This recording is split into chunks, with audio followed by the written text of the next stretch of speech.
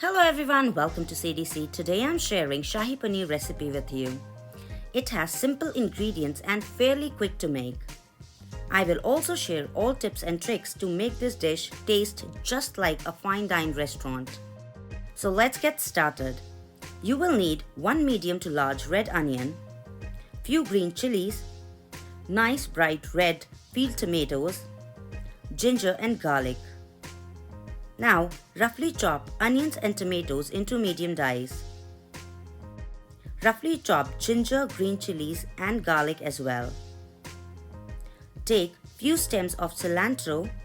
It adds really nice flavor to the gravy. Take some cashews and whole dried red Kashmiri chili as well. Now, in a pot or a kadhai, add onions, tomatoes, cashew, ginger, garlic, green chilies, Kashmiri red chili and cilantro stem. And add 2 green cardamom. Then add butter followed by a little bit of oil. Saute it on medium-high heat for about 5 minutes. Add salt and mix it well.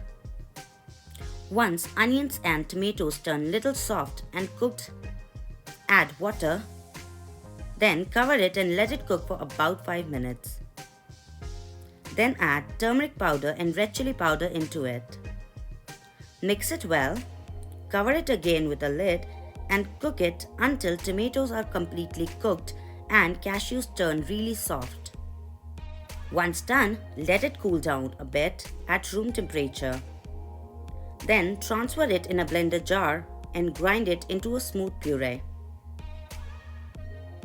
Then strain it through a fine mash strainer to make smooth and luscious gravy.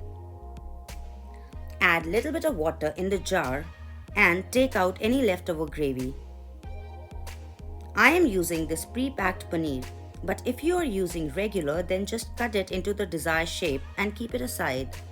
If you are also using these pre-packaged paneer, then cut it into medium squares. Then soak it in room temperature water for about 30 to 40 minutes. By doing so, your paneer will turn out extremely soft and juicy, as if you are using fresh paneer. Do try out this small trick while making any paneer recipe next time and share your experience in comment section. I have washed the same kadhai and heat it up again on medium flame. Then add any vegetable oil and turn down the flame to low. Then add butter. As soon as you put the butter and it starts to melt, add turmeric powder, coriander powder and red chili powder into it. Shahi Paneer is rich and creamy dish which calls for a lot of love, but if you are really health conscious, then simply omit butter. Roast the spices for about 10 to 15 seconds only and quickly add onion tomato gravy into it. This step or trick might seem indifferent or insignificant, but tempering dry spices directly with butter brings out an excellent flavor and color. The only thing you need to keep in mind is kadai shouldn't be way too hot while adding butter and spices, as you just need to bring out the vibrant color and flavor but without burning it. Add some water if gravy is too thick. Mix everything well. Turn up the flame to medium and cover the gravy with a lid. Cook it until oil is separated from the gravy. Keep stirring it once in a while to make sure gravy is not sticking to the bottom. Roasting gravy properly is very important for the excellent desired outcome. I haven't added too much oil, so it's not going to release a lot of oil, but you can see masala is separating from the kadhai. This is another sign that the gravy is roasted well. Now add milk into it.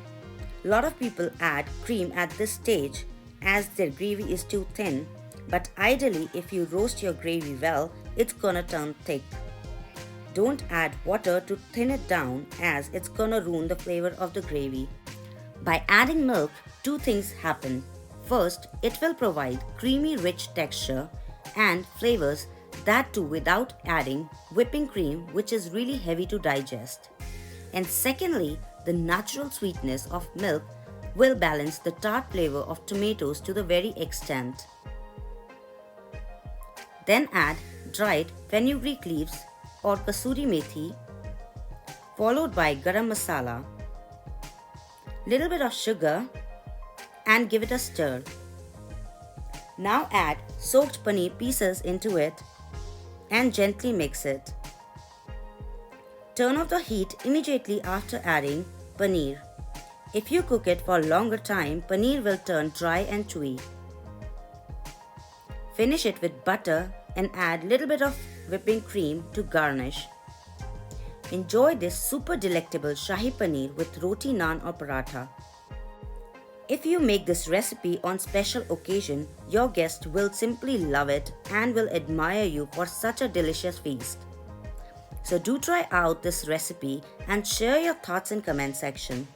We'll see you soon in next video. Till then, happy eating. Bye bye. Take care.